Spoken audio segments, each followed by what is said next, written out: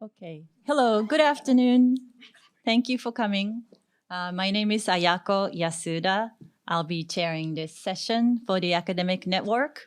Thank you very much for PRI for letting us have these fantastic academic sessions. I'm from the University of California, Davis, and we have a very fantastic lineup today. So let me start by introducing our first presenter. Yupana will present our first paper on may I have first paper on empower women by index membership, and this is actually providing evidence from an experiment in Japan.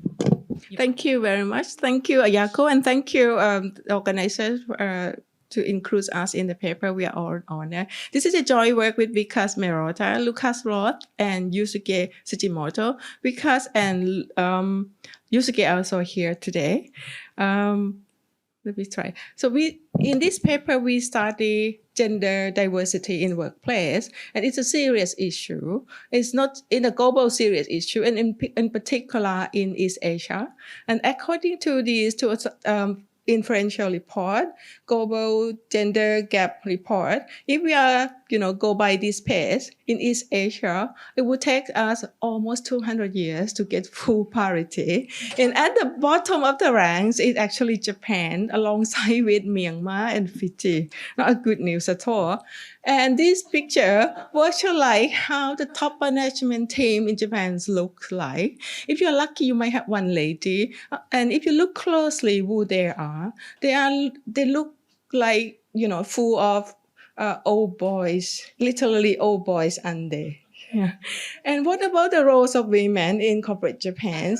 Traditionally, they are cute, supposed to be cute, and they do the work, managerial work, supporting the management team. And usually they would quit after getting married because the husband works so long hours to take care of household.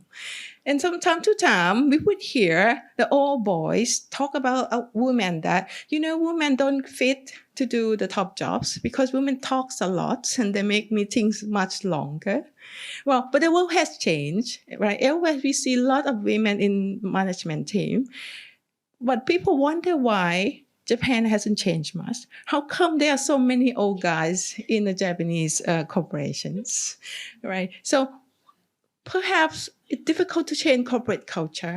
And now we are looking at Japan experiment by Mr. Abe, who came into power in 2013. And what he implemented, what we call a capital market channel to wake women shy. So what he did was interesting. Part of the things is he woke up the sleepy giant government pension investment fund, the GPIF. As you know, this is the world's biggest pension fund with around $1.2 trillion AUM.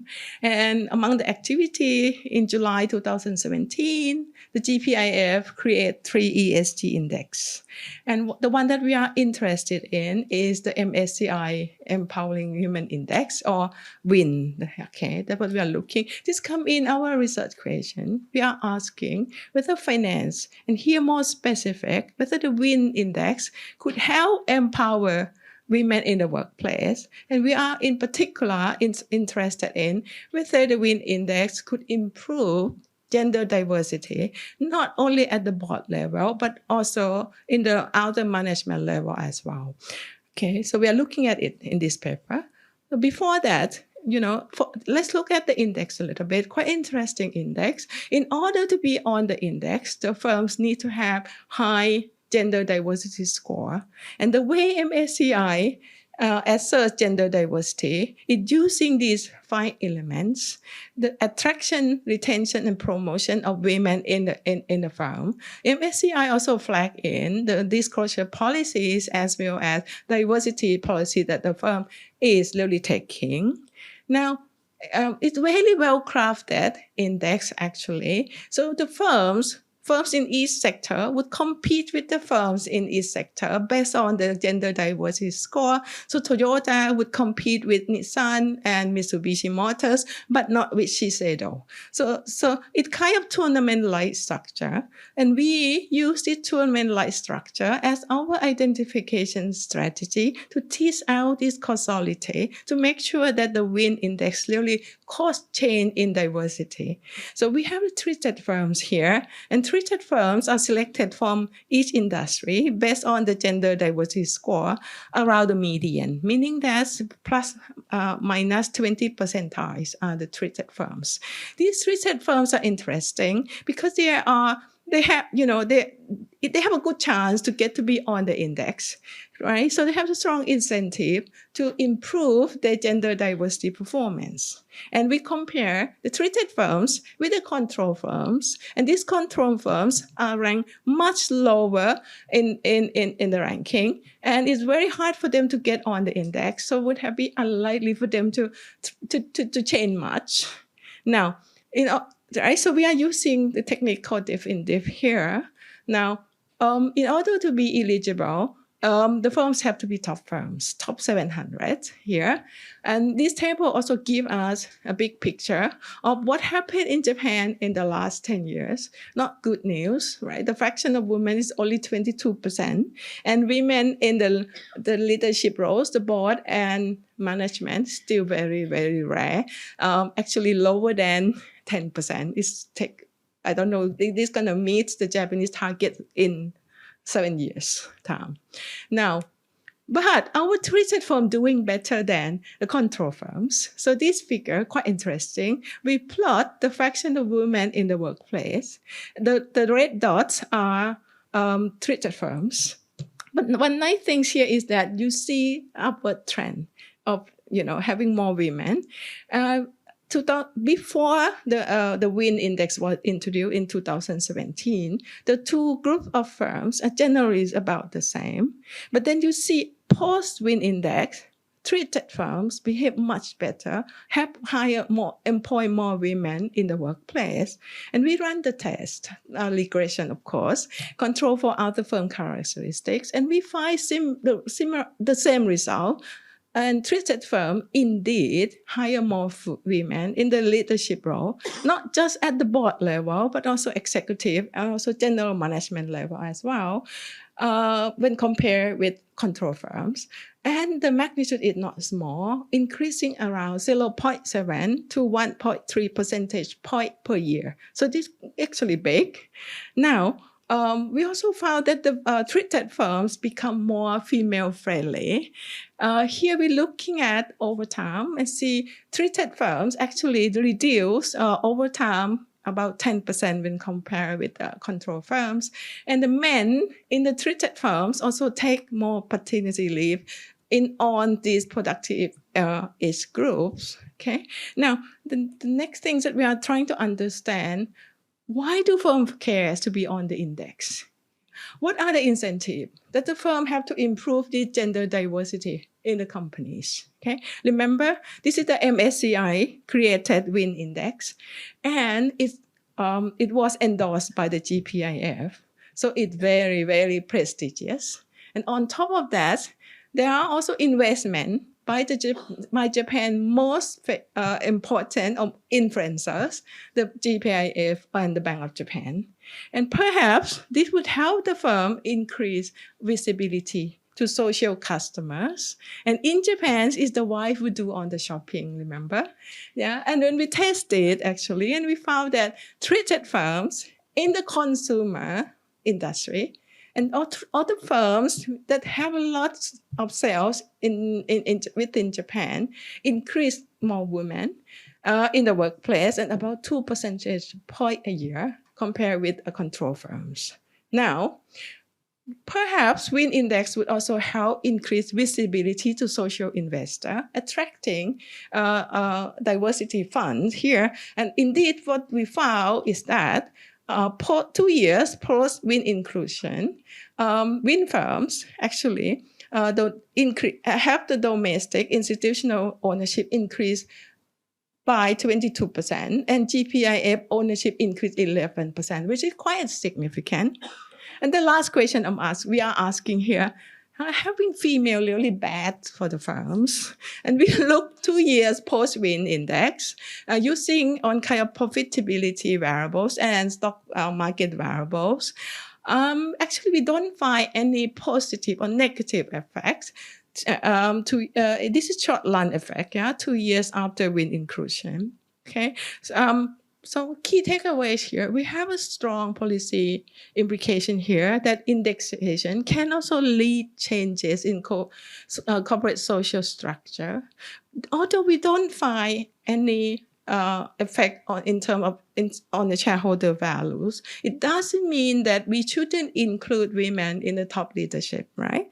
We hope perhaps in the long term, the help women effect will be materialized. Perhaps we could see women as a role models. Perhaps there might be a trickle down effect in hiring. Perhaps women could help mitigate other gender discrimination issue in Japanese companies in the future.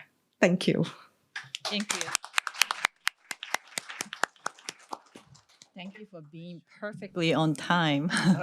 The first discussion is Shaun Davies. Thank you. And as my slides are coming up, I think this is such an important conference to bring practitioners and academics together. There's a lot of bad economics out there regarding the shared mutual goal we all have.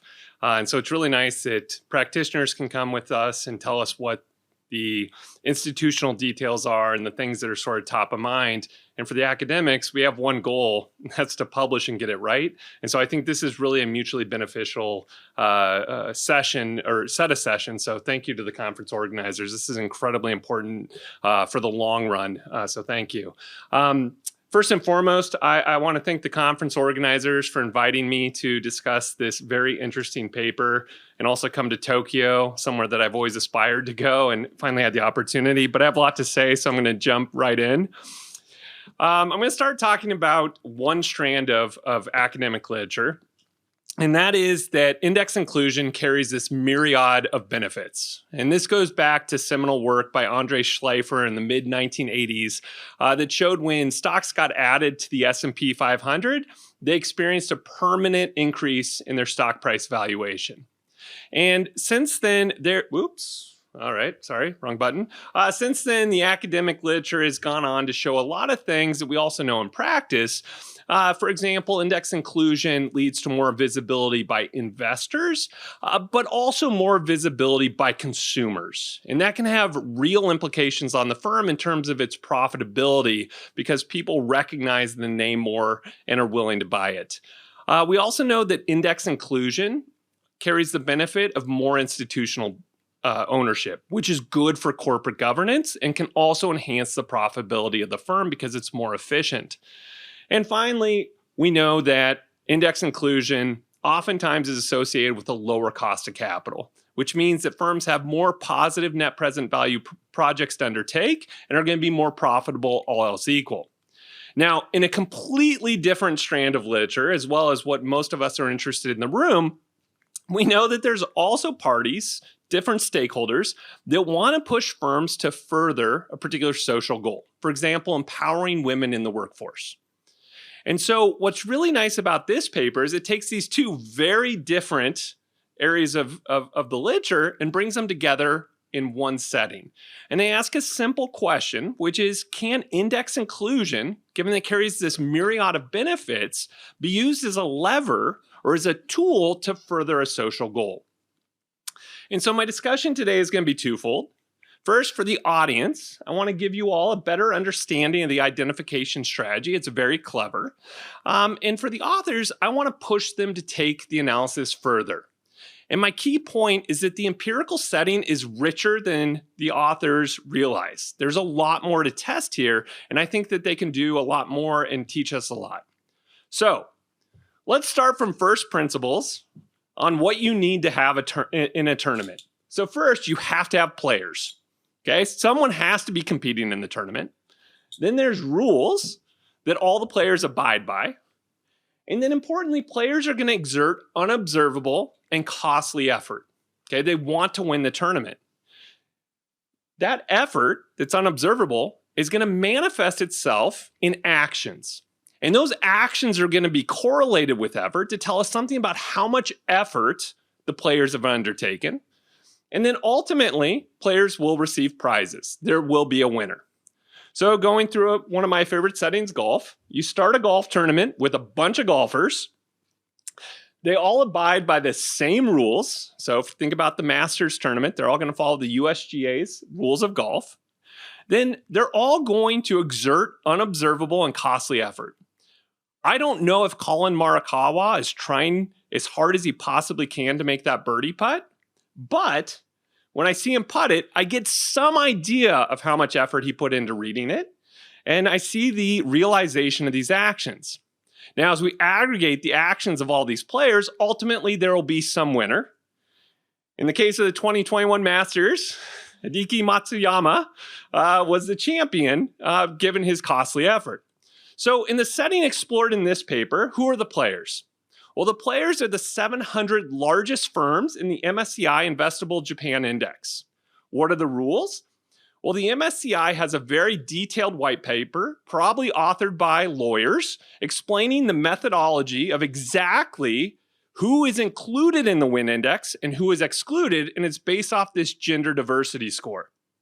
Effort, it's still unobservable. We don't know how hard firms actually are working to get included in the index. That said, we can look at their actions. And this is where the paper's empirical strategy really lies, is that we're going to measure the actions by comparing the outcomes, like looking at the realization of a putt, for example, looking at the outcomes of those in the tournament, those right around the threshold, relative to the outcomes of firms that are so far away from the threshold that they're not even competing. And then the prize, this is really the empirical question in the paper, is winning valuable? And I'll talk more about this here in a second. And so the empirical assumptions are the following. First, only firms around that threshold, you have to be in the top half, only firms around that threshold are really competing. Either they barely get in or they barely miss out. And the second one is that effort is inherently costly. That's not currently highlighted in the paper. I think the results are consistent with effort being costly, but I'd like to see the authors say more on that. And so the empirical strategy is pretty straightforward. If we observe firms in the tournament undertaking actions correlated with exerting costly effort, it must be, by revealed preferences, valuable to win. Okay, and so if we find that it's valuable to be included in an index, that means we have a new lever to pull in terms of pushing a social goal. It gives us a new tool in our toolkit to further something that we care about as society. So the results, I think the analysis convincingly shows that firms in the tournament engage in costly actions. I think it's definitive. They show that the proportion of women in the workforce increases. Importantly, those increases in the workforce are not due to replacing males. They're actually expanding the roster of employees. And I think something that we can all appreciate, because it's important to us, is the effect increases as you ascend the corporate ladder. So the strongest effects are in the senior management and board level. Taking a step back though, so the data suggests that firms care. Okay, that's coming out of the data. Do they seem to care anecdotally?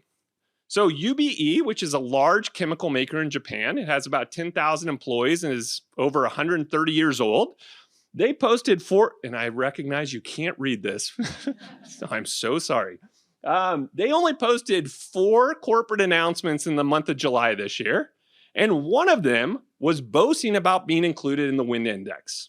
So it appears that firms do care. This is a trophy for them. They really care about being included. But can more be said? And so I work in the areas of socially responsible investment and index investing. So this paper is right in my wheelhouse.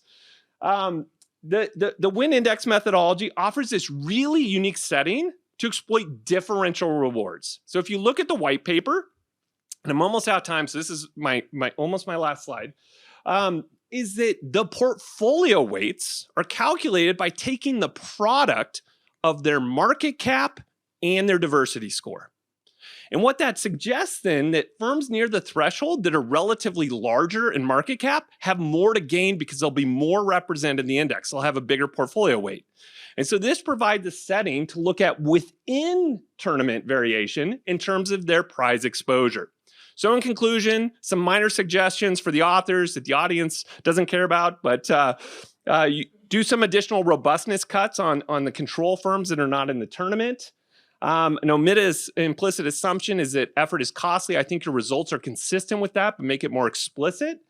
And Table 7, which looks at the benefits of inclusion, I think that could be just fleshed out more and we could learn more. But overall, the paper explores an incredibly interesting laboratory with incredibly interesting findings, and I look forward to seeing the next version.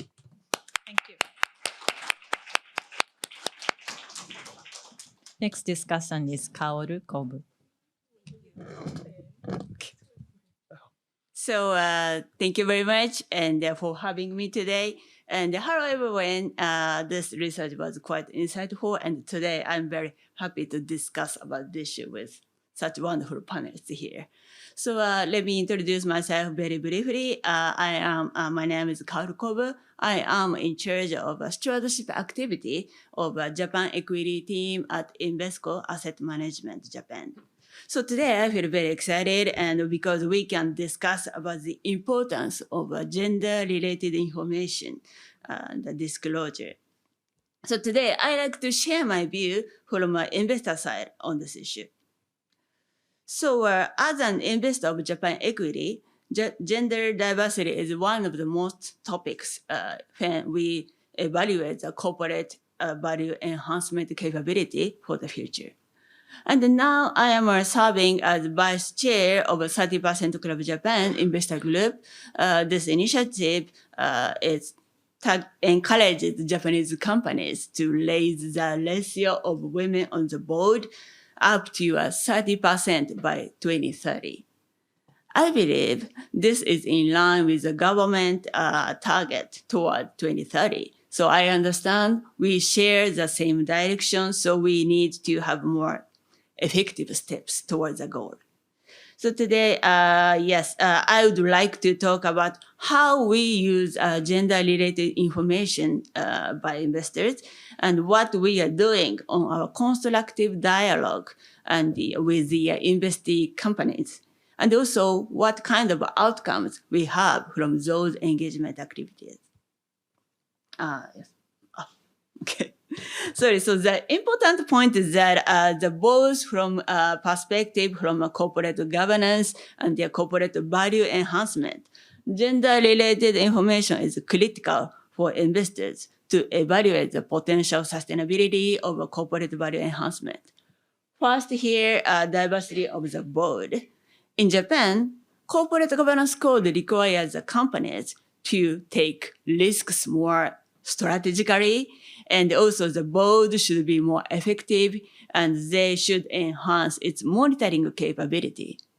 To do so, the board should avoid groupthink, and the diversity is very critical factor here. And also the second point, when we look into the workforce situation in Japan, human capital is getting more important than ever for Japanese equity investors, and it is really urgent to improve the situation caused by low fertility rates and the aging society. I understand the diversity is very also a key factor here. So facing those situations, valuable information gathering and their corporate engagement are necessary actions to be taken by investors. So I would like to introduce a research which is done by a Cabinet Office, report on gender lens investing. I think some of you have joined this research, and it shows the reason why investor needs gender diversity related information. So long-term impact on corporate value, of course, this is the most important. And also to evaluate the capability for talent acquisition and innovation, we need the information. And also increase number of investors think women empowerment is a social issue, and we stakeholders in the capital market should contribute to that issue. And also, increasing number of investors are now using gender data, gender information for proxy voting decision-making process. Here, I like to briefly mention about another index called Nadeshko, which was developed by MIT and JPX back in 2011, about more than 10 years ago. This index has recently introduced the qualitative information to evaluate the management commitment and the management capability to deal with this issue. But this index only picks up like 20 to 30 companies as best practice of a gender diversity effort. So this method is possible, I understand. So looking at the another result from the research, which is about what figures are needed by investors. So it seems that investors need evidence, including clear KPI goal setting and also historical progress figures. So while we need the evidence, of course, we need to check our progress if we are on the right track or not. So once those figures, the historical and goal setting figures are available for us, we will be able to enhance our activity more. So then let's check the current status. So do you remember the photo provided by Yupana sensei previously? So this is the analysis done by a 30% Club Japan. Still, women on the board of the top 100 companies, actually this number is, as of last year, is below 20%. And when we look into the whole stock market participants in Japan, it was below 10% company and has women on the board. 10% of the board is women. And when we look into the board composition in the middle graph, the majority comes from an internal male. And also a company without a female on the board, well, number of the companies declining, and this number could be 0 for the top 100 very soon. But when we look into the whole market, it should be more companies here. So to achieve the target, 30% by 2030 as a government and also the investor, we need to take further steps to achieve the target. So lastly, so I understand that already has explained, thanks to Women Empowerment Index and also Women Empowerment Act has supported, we investors now obtain gender-related information very effectively, and now more than before, effectively more than before. But to push the companies more, we need to have more constructive dialogue. So recently, I would like to introduce some outcomes from the companies we find. For example, like gender pay gap disclosure in advance of regulatory requirement, and the gender parity commitment for whole the company, and also gender-related KPIs are now included in the remuneration formula of the board. So going forward, we have seen some outcomes, but together with all the stakeholders here, I believe we can take more meaningful steps further together. Thank you. Yupana, I think we have a minute or so to respond to the discussants. Thank you very much for a lot of information from Kaoru-san. And from Shaun-san, it's very interesting way to present the tournaments, which I like very much. And next time when I present, I will use your slides. and thanks a lot for lots of suggestions, I think. Great. We'll move on to the second paper. The second paper will be presented by Caroline Flammer, and the paper's title is perfect for this session. It's called Diversity, Equity, and Inclusion. Caroline. Thanks so much. And so this is joint work with Alex Edmonds from LBS, as well as Simon Glossner from the Federal Reserve Board. Simon was hoping to present here. I wished he was here because for sure he would diversify our panel here. Apologies, very bad joke. But I wished he was here anyway. All right, so diversity, equity, and inclusion. This is clearly on top of the mind and of greatest importance for companies, investors, policymakers, and society at large. But may I ask you, what is diversity, equity, and inclusion really? Well, a short answer to this question is it's a holistic construct. And just to be a little more precise, diversity includes the bringing of a range of perspectives and backgrounds into an organization. This can include gender, race, age, disability, religion, marital status, sexual orientation, experience, socioeconomic background, etc. Then the equity refers to providing access, opportunities and rewards, and resources to all employees, regardless of their background. And finally, inclusion is about ensuring that people of all backgrounds are respected and made to feel welcome, and that employees are encouraged to speak up, to be themselves, and to express their views without pressure to conform. All right, but let me ask you another question. How do we actually typically measure DEI? How do you, in your organizations, measure DEI? How do we measure this in academic research? Typically, we focus on gender and race. I don't need to highlight to you that this is only an incremental part of actually diversity and equity and inclusion. So in other words, we leave out a whole range of other aspects that would actually comprise diversity, equity, inclusion. This is precisely where we aim to make a contribution with this study. So we aim to introduce a more holistic measure of DEI, and then we provide some correlation analysis. There is no causality here, just to be very clear here. Just some correlation and analysis about the antecedents of DEI as well as the implications of DEI. All right, so let me start with the measurement of DEI. What do we do? So we obtain proprietary data from the Great Places to Work for, and they send out the survey to 250 randomly selected employees of all the companies that basically apply to be considered to be added to the list of the best companies to work for. Now we have information about all the responses of the survey. This survey includes about 58 questions of a range of questions. Now, what we do is, based on this definition of DEI that I just showed you, we identify 13 questions that are relevant to DEI out of those 58. And then we sum them up, construct a firm year level measure, a score, and that's basically it. Okay, so these 13 questions are the following. Everyone has an opportunity to get special recognition.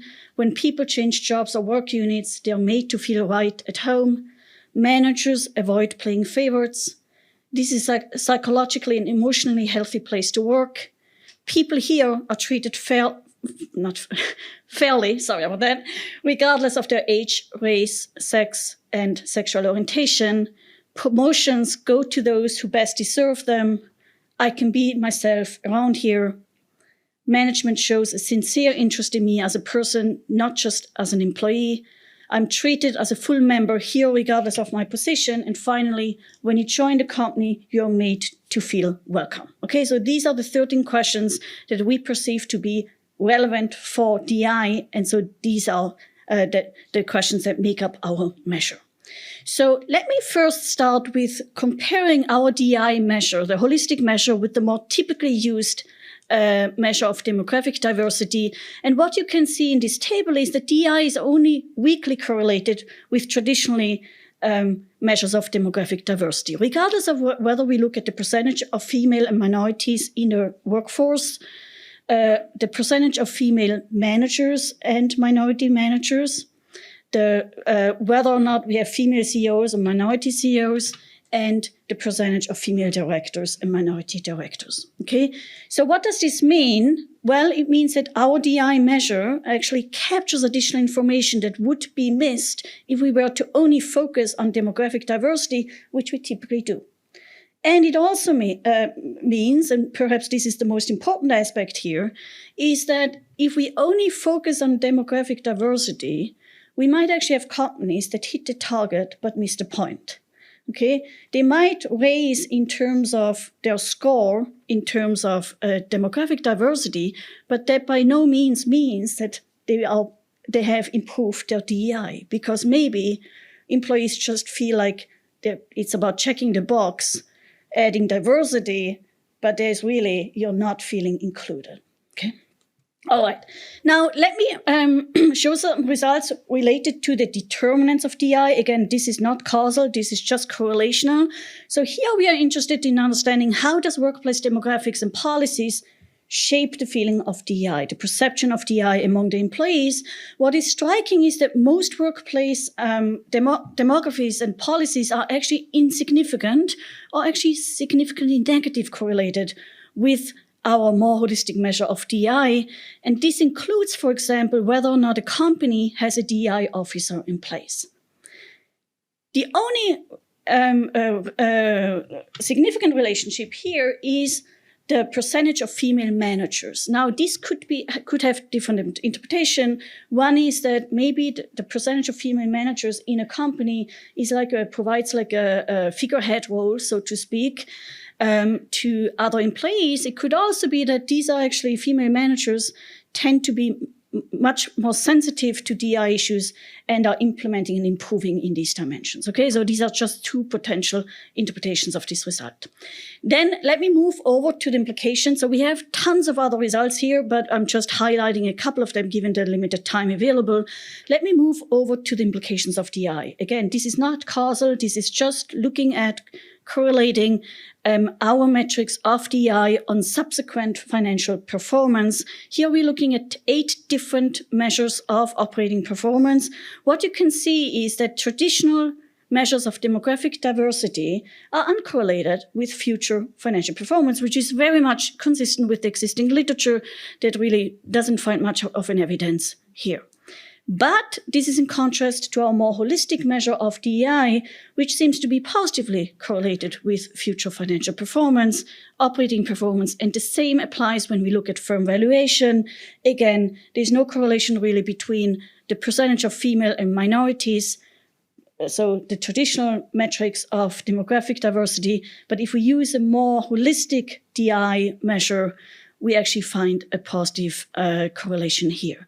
So what are the interpretation and implications for practice? Well, first of all, demographic diversity measures are not correlated with future financial performance, which again is in line with the existing literature, which is also basically in line with the study we've seen before. And yet, if we actually consider a more holistic metric of DEI, then we do see a positive correlation with future financial performance. And I'm going to stop here. I could talk way much more about additional correlation analysis, both about the antecedents and implications of DEI, but let me instead conclude and just say thank you.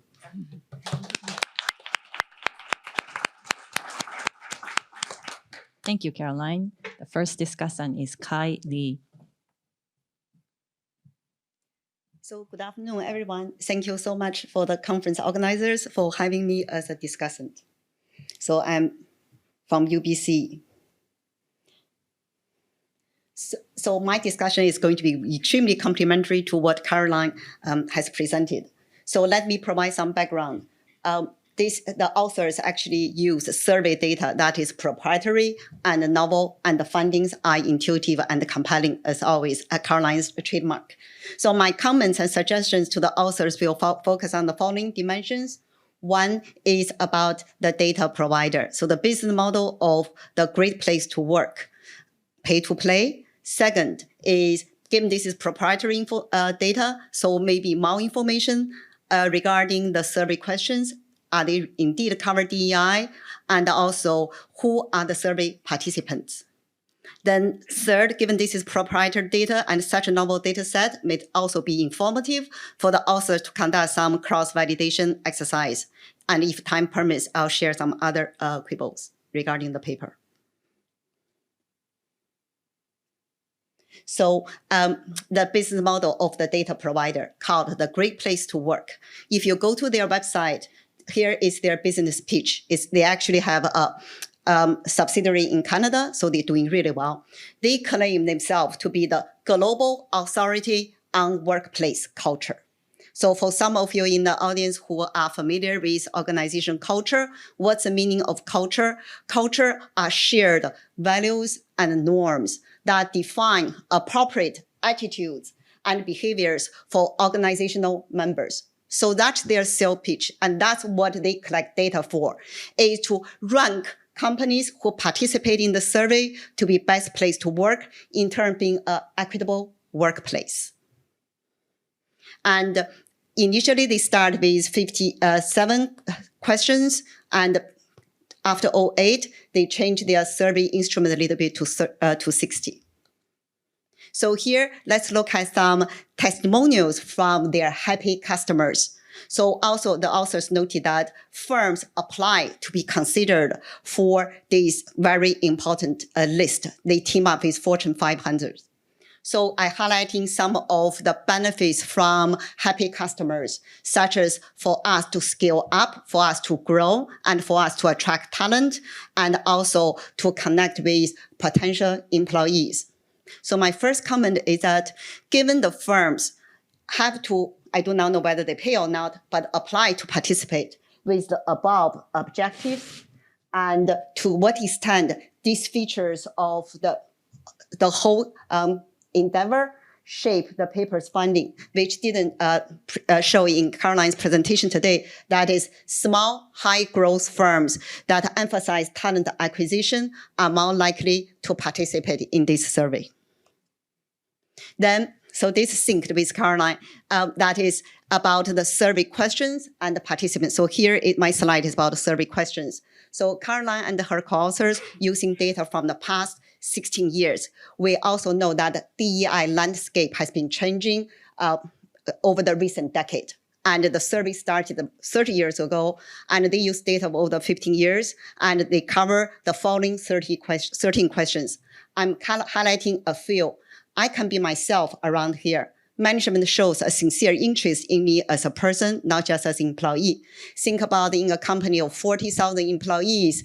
I do not know at rank and file employee how to answer this question. So I'll talk more about the sample firms.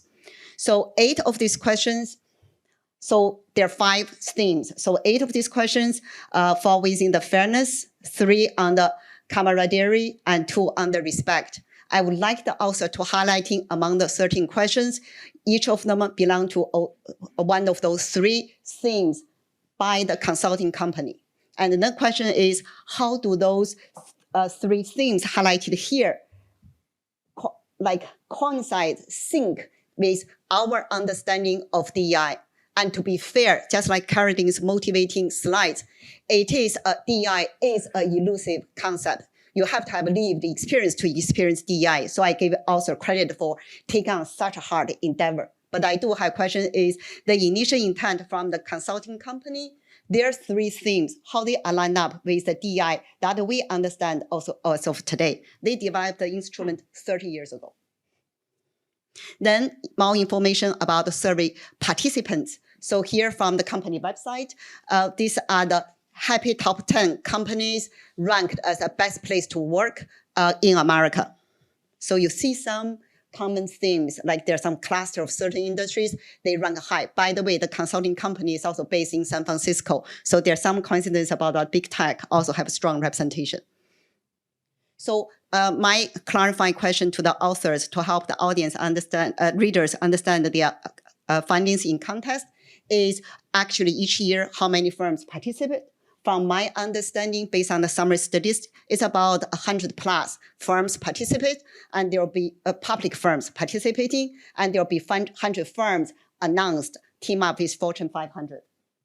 And also, so each year, how many of those are returning customers? Some are the new ones. And also, how do we compare the DEI scores of those on the list versus those off the list? Then there's a data question, a little bit hinting maybe window dressing. So the author provide a great summary statistic listing the number of firms in the top 5 industries have the highest DEI score. The minimum is about 4.29, and there are 700 plus firm year observations in the top. Then there's only about 40 firm years that are in the bottom 5 industries. And the lowest score is 3.86 out of scale of 5. So for us, passing grade is like 3. So 3.86 is a pretty good number. But according to the summary stats, they are at the bottom of the DEI ranking.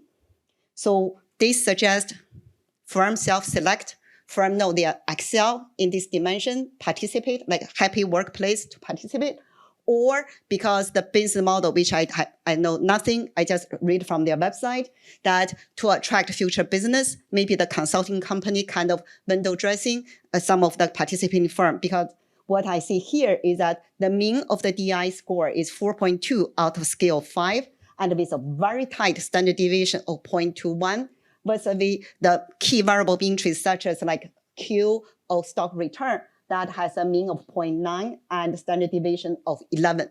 So that could also, this mismatch about how tight the mean, the standard deviation, variation on the Y variable versus variation in X variable, may also contribute some of the paper's findings, maybe. Then lastly, given that this is such a novel data and such an important topic, look at the packed room here about DEI. So I also want to talk about some of the survey design thing. Caroline mentioned that random select 250 employees, but they didn't reveal all these 250 employees will respond or there is a response rate. More also relevant is that the participating firms are large business. Their average headcount is 40,000. So with that kind of 250 representative of the 40,000 employees in the workplace, maybe this is also opportunity for the authors to do some validation. So here are some suggestions. Myself have a paper on corporate culture using words usage by CEOs and CFOs during earnings calls. And my measure have 5 corporate culture, so like innovation, quality, and 3 of them are really related to the well-being of the employees. That's opportunity for cross-validate. The other very well-known Glassdoor, they also started diversity and inclusion rating. That's opportunity, but that's very recent. If you want to sync with your data set of 16 years, Salkin has a paper that also use bag of words methodology to extract workplace well-being, flexibility, arrangement, commute, etc. about treatment of employees through Glassdoor. So that's another opportunity for the authors to validate. So all in all, it's such an important topic. I applaud for authors' creativity as always and endeavor, and I very much look forward to the next version, and best luck with the paper.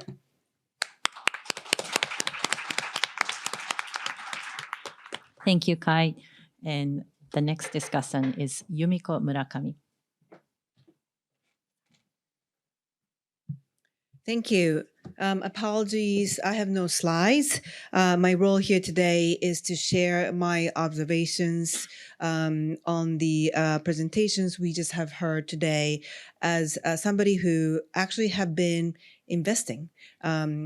Right now as a venture capitalist, meaning we invest in startups. By taking into consideration ESG factors such as diversity.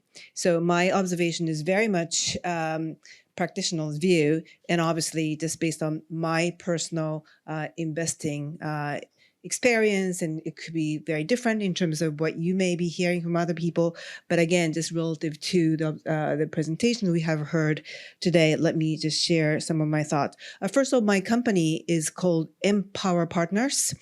We are new venture capital fund. We launched the fund 2 years ago, May of 2021. We are the first ESG-focused venture capital fund in Japan, and also first venture capital fund led by female founders. Myself, and then there are two other female founders. One of them you may know, Kathy Matsui, who coined the term womanomics. You heard womanomics in the presentation earlier. This is the terminology that everyone is now using these days. But Kathy Matsui, who was the strategist of Japanese stock market with Goldman Sachs, she coined the terminology womanomics in 1999. I was working with her. I was with Goldman Sachs working in New York, and I remember working in New York. I got this report entitled "Womanomics." Kathy Matsui. What is this? And it's basically the idea that when, at least back then, when we talk about women, gender issues, they tend to be in the framework of social issues.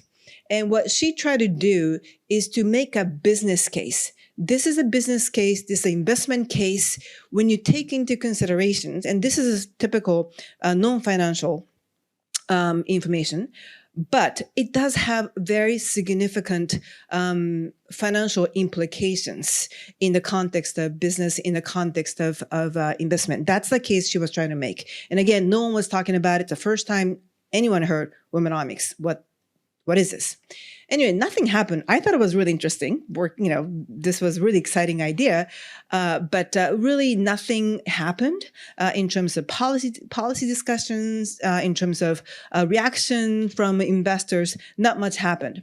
Then 2012, as you mentioned, Prime Minister back then, Prime Minister Abe, said, womanomics is a way to go for the Japanese economy. And so all of a sudden, womanomics became like a really big deal. And a lot of companies started to talk about how important it was for them to promote women at their companies. Also, the government started to promote a number of policies to promote women to work in Japan. So that was actually a very interesting turning point in terms of the Japanese macro, sort of picture in terms of how women were perceived as an economic, issue, women's issue. And I do say that the government has done a pretty good job since then in terms of promoting womenomics, or the notion of womenomics. But I would say one thing that they have not been able to implement or focus on is the quality. The quantity bit, if you look at the percentage of female working in the Japanese labor market, so female labor market participation rate, it actually has improved quite a bit in the last several years. It's now one of the highest rates within the OECD countries. It's higher than the US. So, you can just say, hey, government has done decent job, right? Because they have allocated quite a huge amount of budget to open childcare facilities and other things. So they have done a good job on that front. So the quality bit, even though more women are working in Japan than ever compared to other countries or compared to the Japanese past, what has not happened is the gender income gap. That has not been addressed. So if you look at the gender income gap, Japan is one of the worst countries, again, within OECD. It's still around 24%. As you know, that's a very bad number. So more women working, but these women are not working in high positions in terms of seniorities, in terms of leadership positions, and therefore they're not getting paid as much as men do. Anyway, so that's a macro situation. So as a private company, as a fund, as an investor, what do I see in terms of the role of gender diversity and inclusion? As I said earlier, my fund, which is relatively new, is the first ESG-focused fund in Japan. In the venture capital funding, as you know, everywhere in the world, including Japan and the US and other countries, only very small amount of capital goes to female funders, only 2%, roughly 2%, anywhere around the world. So we started to invest in companies, again, based on merits. We don't really look at gender elements until much later, until things are much further along the line of the investment decisions. We look for the best companies with the best potential financial outcomes. Then we realized, we actually have a very high percentage of female funders within our portfolio. So almost 50% of the capital that we deploy or invest in, women or minority founders. But again, we are not gender lens fund.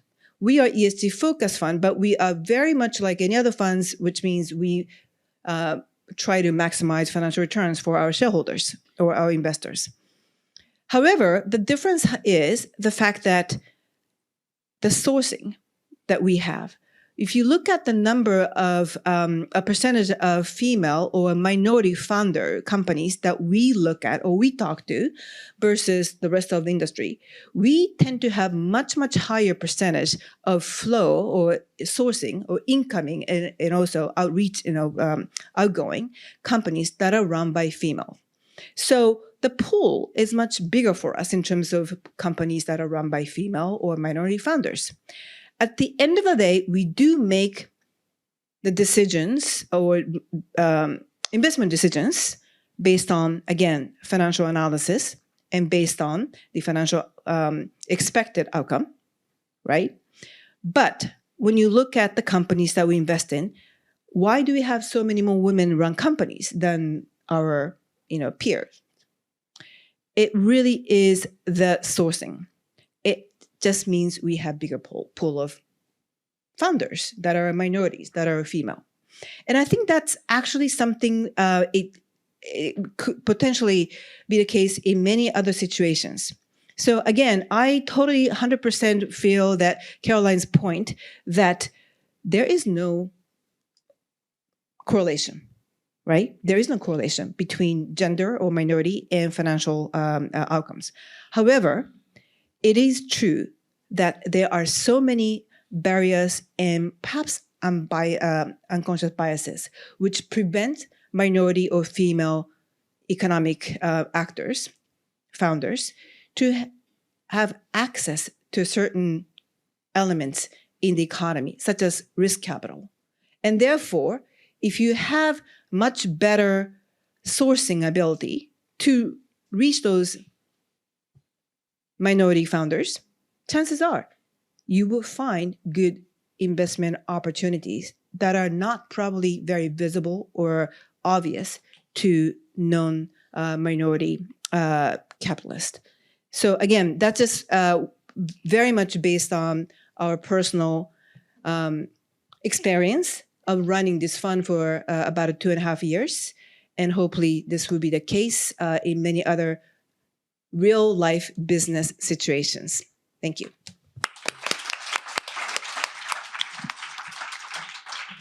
Thank you, Yumiko. I think that discussion really spoke to both papers and for the whole session.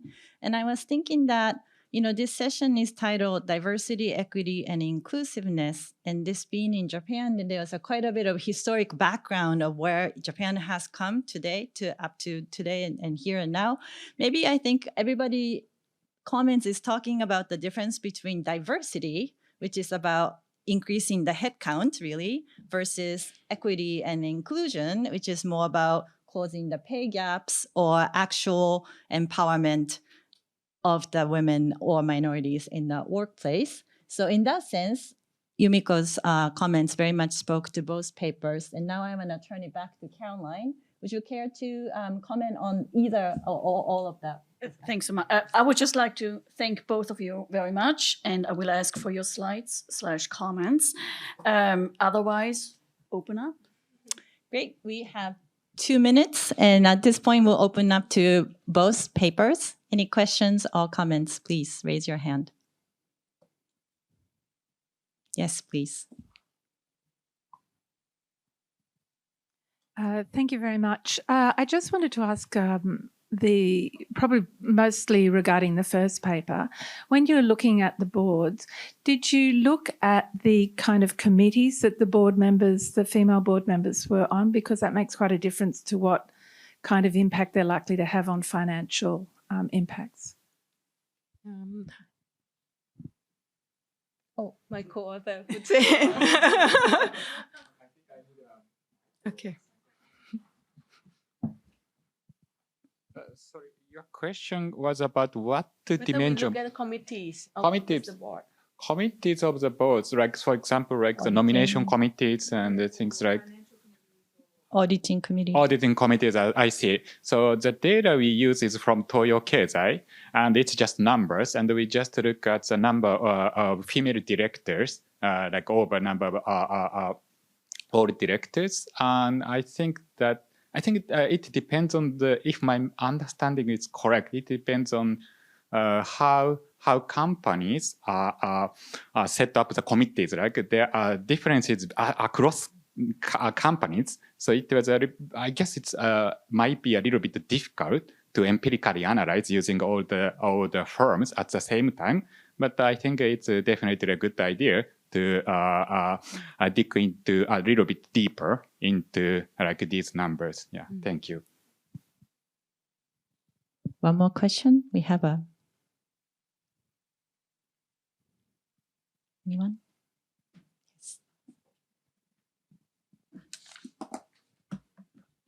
This is for Caroline. It looks like the D&I construct is potentially, one of the problems we've had is the localization of diversity discourse. So African-American representation on the board of a Taiwanese company, kind of an odd. So it seems impressionistically like the DEI construct could be globalized. It's a way of viewing diversity in a way that is not dependent on the ethnic makeup of the nation or of the places where the company operates. Do you feel like I'm on the right track with that?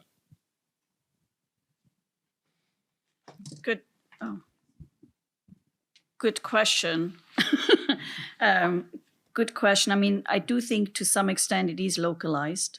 I'm not sure we can move away from localization, but there's definitely room for, to some extent, generalize a little bit more than existing ways of how we have gone about it in the past.